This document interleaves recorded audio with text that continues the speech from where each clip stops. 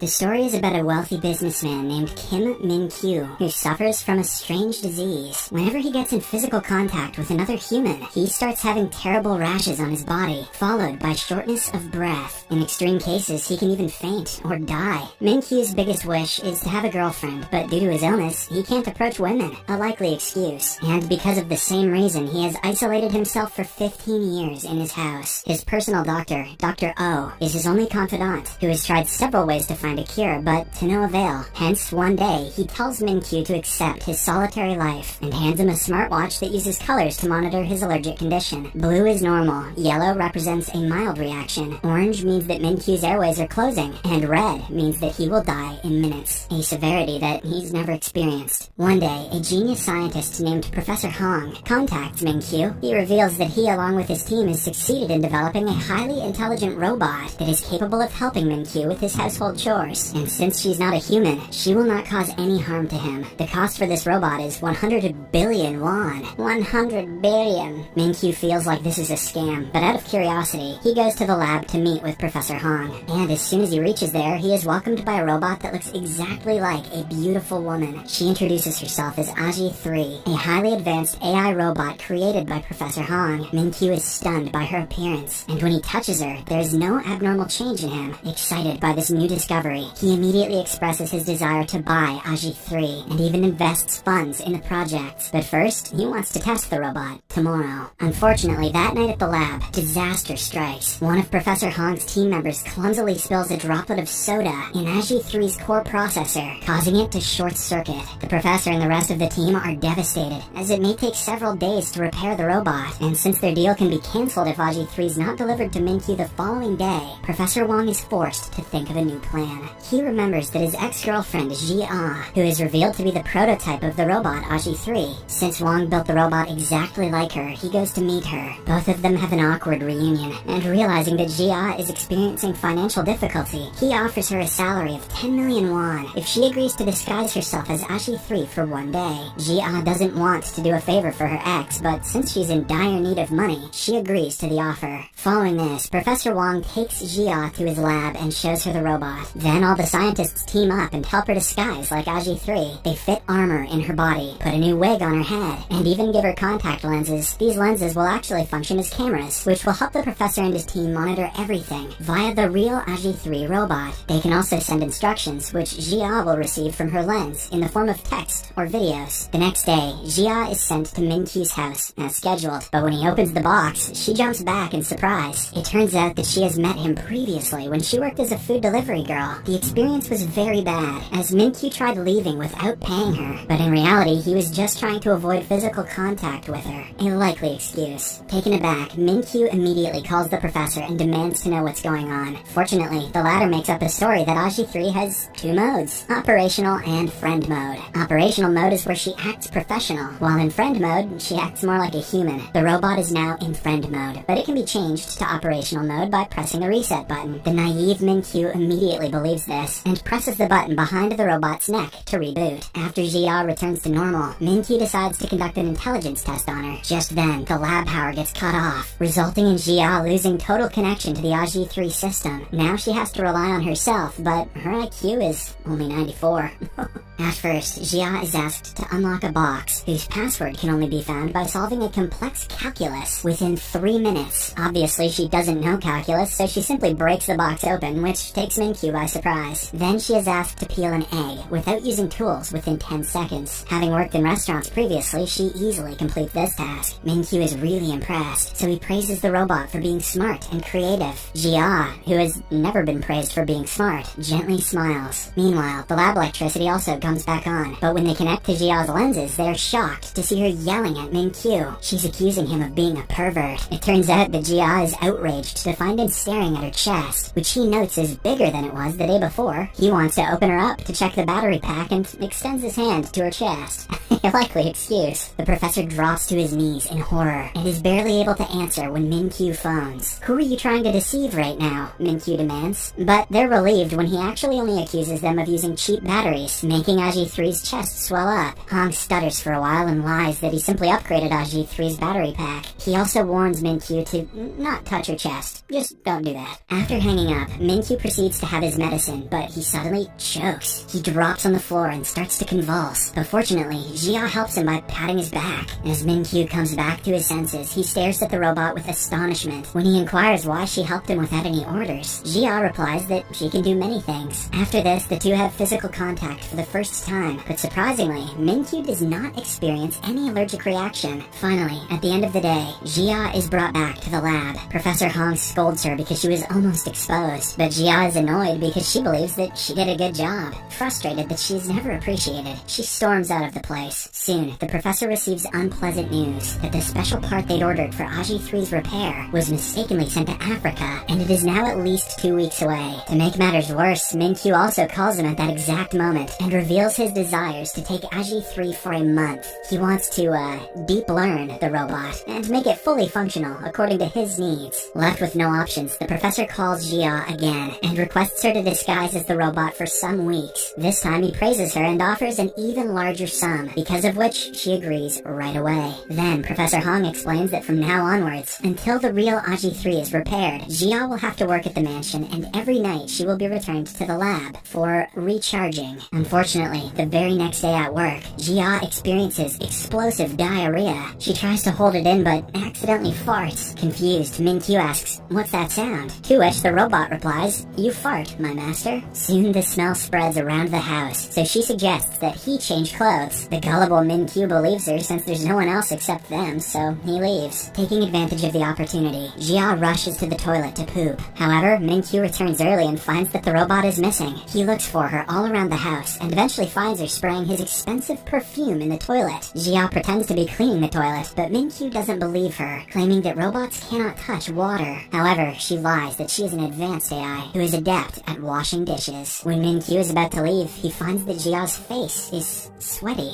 He tries to approach her but accidentally steps on some soap and slips. Jia rushes to Min-Kyu, but instead of saving him, she catches the perfume instead. Sadly, she lands right on top of him, hurting his ribs because of her iron plate. That evening, when Jia is cleaning, she accidentally knocks down the card castle that Min-Kyu has compiled for 15 years. Seeing this event unfold, Min-Kyu screams in agony, but before he can say anything more, Jia says that her battery has reached 5% and pretends to be in standby mode. He later meets the professor by saying that he's frustrated with her mistakes, but the professor tells him to give her more time to deep learn. Min-Kyu agrees to give Aji-3 more time. The next day, Min-Kyu lights up to see a visitor and warns Jia not to come outside. It is Riel, his first love. However, his excitement soon turns to horror when Riel touches his shoulder. Min-Kyu tries to keep his face averted and manages to hide his spreading rash from Riel. He then pretends to have an important meeting and rushes back to the house. Somehow, he staggers to his off-limits room and reaches for the antidote syringe. But since he is too weak, he fails to grab them. By the time Jia finds him, Min-Kyu is collapsed to the floor, struggling to breathe. Just then, the scene flashes back to when everything was normal for Min-Kyu, back to the times when he didn't have an allergy to human touch. Little Min-Kyu's parents cheer him on as he builds his very first house of cards. When it topples down, Dad chases away his disappointment with some cool card tricks. In another memory, everyone gathers for Min-Kyu's birthday party. On the drive home, the entire family plays word games. But unfortunately, as Dad rolls down his window, one of the birthday balloons gets in his face, and their car gets caught in the path of an oncoming truck. Min-Kyu next wakes up in the hospital, sobbing for his parents, both of whom were killed in the crash. I'll never look at balloons the same way again. During the day, several relatives visit him and try to become his legal guardian. The main motive is to inherit his parents' money, but when Min-Kyu enters the bathroom and checks his pockets, he finds a mysterious message which reads, "Don't sign anything." Later that day, a friend of his named Yu Chul approaches him and hands him an adoption paper. Yu Chul mentions that his father sent him, and that it would be great if Min-Kyu could be his brother. Min-Kyu thinks for a while and eventually signs the adoption papers. Thrilled, Yu Chul grips his friend's hand to give him support, but when Min-Kyu looks down, he notices Yu Chul's hand turning into monstrous claws. Terrified, Min-Kyu runs away screaming, while strange blisters start forming on his hands where Yu Chul touched him. After a while, Yu Chul returns to his father and hands him over the adoption papers, saying that the task has been completed. But when the father goes through the last page, he sees "son of a bitch" written in place of Min-Kyu's signature. With this, he realizes that the kid simply wants to be left alone. Elsewhere, little Min-Kyu returns to his dark, empty mansion, and from that day onward, onwards, he lives away from other humans. Feeling betrayed by everyone, he starts despising other humans, hence resulting in the allergy. To make matters worse, as he grows up, no one knows about his allergy except his personal doctor. Back in the present, Min-Kyu jolts awake with Jia beside him. He tells her that he was dreaming of people stabbing him in the back. However, he's surprised to find that he's in totally normal condition, with not even a mark on him. Hence, he squishes Jia's cheeks, seemingly grateful that she gave him the injection. As their relationship deepens, Jia and Min-Kyu spend more time together and get even closer. One day, Min-Kyu asks her to accompany him on a date with Riel. The date doesn't go too well, and as Riel stands to leave, she suggests that they shake hands as friends. Reluctantly, Min-Kyu takes her hand, which results in his allergy kicking in. Soon, he starts having labored breathing, and by the time he grabs a syringe, he is caught in two minds, whether to use it or not, as he is tired of his miserable life. Just then, his smartwatch starts beeping faster, and he eventually drops the syringe. Fortunately, Jia arrives and brings him to his senses. She sits next to him, and when Min-Kyu looks at her, his reaction lessens, and the monitor returns to normal. It appears as if he has completely recovered, even without the syringe. Shortly after, the two decide to return back to the apartment, but when they are turning a corner, Min-Kyu accidentally collides with a gardener and falls down. The latter immediately grabs Min-Kyu to check if he's alright, but surprisingly, the allergies don't kick in. Seeing this, he tries to test himself by joining large crowds, something he hasn't done in 15 years. Later, as the two venture out, a child bumps Min-Kyu's hand, but again, nothing happens. Then the two join a crowd to watch an outdoor performance where Min-Kyu jumps when the person next to him grabs his hand for the wave. A check of his monitor shows that all is well. As a result, Min-Kyu's eyes fill with tears, and he softly says, "I'm finally cured." Following this, he walks to a quiet spot and calls his personal doctor, Dr. O. But as he is tearfully confessing that his allergy is gone, a passerby bumps into him, causing his monitor to beep voraciously. Meanwhile, Jia starts looking for Min-Kyu, and when the two meet, the latter's pulse slows down, and his rashes start to disappear. Min-Kyu looks at her in amazement, and when the couple blocks his view, his symptoms return. When Dr. O asks if there's anybody nearby, Min-Kyu admits, "Someone is here. When I see someone, the rashes go away, and when I don't see someone, the rashes come back." However, as Jia smiles and waves, Min-Kyu tearfully admits it's not a person. After hanging up the call, Min-Kyu embraces Jia and tells her it was because you were by my side. He promises to buy the world's longest lasting batteries for her, and even goes on to say, "Stay with me forever,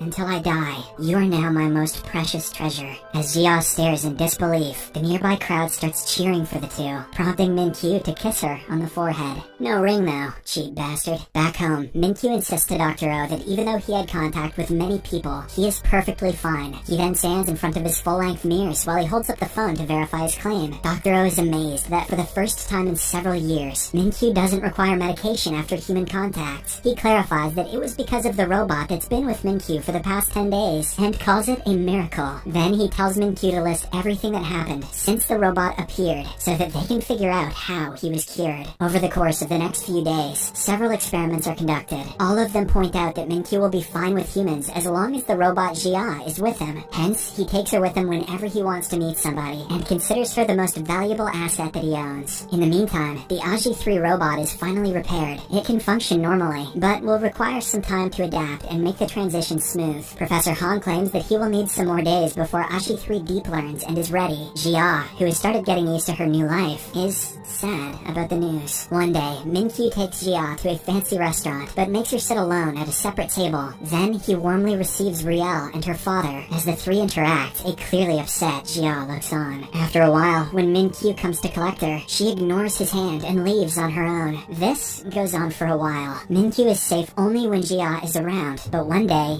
everything changes. When he is alone, Min-Kyu pulls into a gas station and opens his trunk where credit cards and cash are at the ready. When the attendant returns his card, he brushes against Min-Kyu's finger, but the latter is too distracted to notice and simply drives away. However, after just a few minutes, he realizes that he touched the attendant's hand and checks himself for a rash. Surprisingly, Min-Kyu finds nothing, and his monitor also shows that he's normal, even though he's alone. So, he arranges a meeting with his personal doctor. On reaching the hospital, Min-Kyu hugs a speechless Dr. O and thanks him for his hard work the last 15 years, indicating that he has finally been cured completely. After he calms down, the doctor inquires if something made him happy, and Min-Kyu answers that he finally understands love. As expected, Dr. O assumes that Min-Kyu is talking about Riel, so he suggests that he also thank Aji 3. He then tells Min-Kyu that he can send Aji-3 away now, explaining that Min-Kyu became attached to the robot because she was his first friend in 15 years. But now that he's cured completely, he can get more happiness from an attachment made to a human. Min-Kyu protests that Aji-3 made him happy, but Dr. Oak calls it an illusion.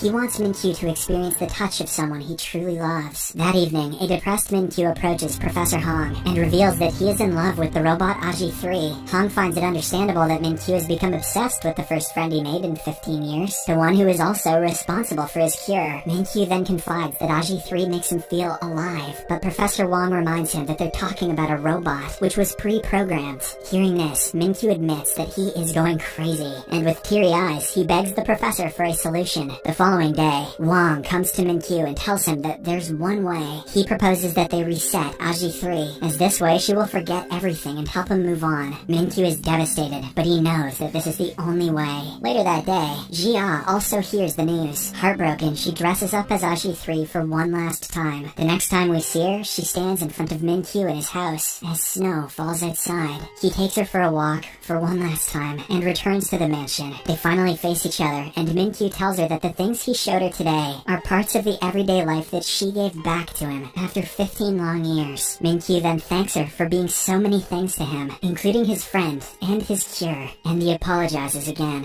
Jia struggles to hold back tears as she expresses how thankful and sorry she is too. She only hopes that he can be happy in the coming days. Min-Kyu stares at her, and as a tear falls, he manages to calmly order Aji-3 into operation mode. After this, he announces that he's about to reset her, prompting Jia to remind him that all of their memories will be permanently deleted. Despite this, Min-Kyu agrees to proceed. But before he can press the button, he takes out his mother's necklace and places it around Jia's neck. He then embraces her and hits the button before inputting his final message, "I love you." As Jia starts to count down to the reset, Min-Kyu succumbs to his tears and holds her tightly. Once she reaches 1, she finally lets a tear fall. Back in the lab, the real Aji-3 reports that Min-Kyu's folder has been deleted. That night, Min-Kyu and Jia cry themselves to sleep in their respective homes. Jia cries so much that she falls ill the following morning. She's taken to the hospital due to severe dehydration, and there we see that she is still wearing Min-Kyu's necklace. As they move on with their lives, Jia moves to her hometown with her grandma, while Min-Kyu prepares for his wedding with Riel. One day, Min-Kyu gets on the train, where he runs into a familiar face. She is none other than Jia, who Min-Kyu believes is his ex-robot. However, despite the two sitting next to each other, they don't utter a word. Jia is under strict orders to not react to him, while Min-Kyu is skeptical if she's really a robot or not. You guys know that feeling. Wasting no time, Min-Kyu calls Professor Wong to ask how he came up with Aji-3's face. Wong reveals that he made the robot based on someone he knew, which resembles her face, personality, habits, and so on. Min-Kyu wonders if it is possible to interact with her, and Wong says yes. However, he asserts that it would be best if he doesn't talk, so that things don't get awkward between the two. Despite the advice, Min-Kyu follows her all the way to her grandma's shop, and offers to chat with her. However, she uses the excuse that she is currently busy, but, being the stubborn man that he is, Min-Kyu is determined to wait for her. Meanwhile, Jia hurries into the kitchen and takes off the necklace around her neck, and hides it on a plate. Hours pass by, but Min-Kyu still hasn't left, so Jia is compelled to interact with him. She admits that she took Dr. Hong's money 4 years ago to become a character model, but that's about it. Min-Kyu tries to ask more, but Jia warns him to go away,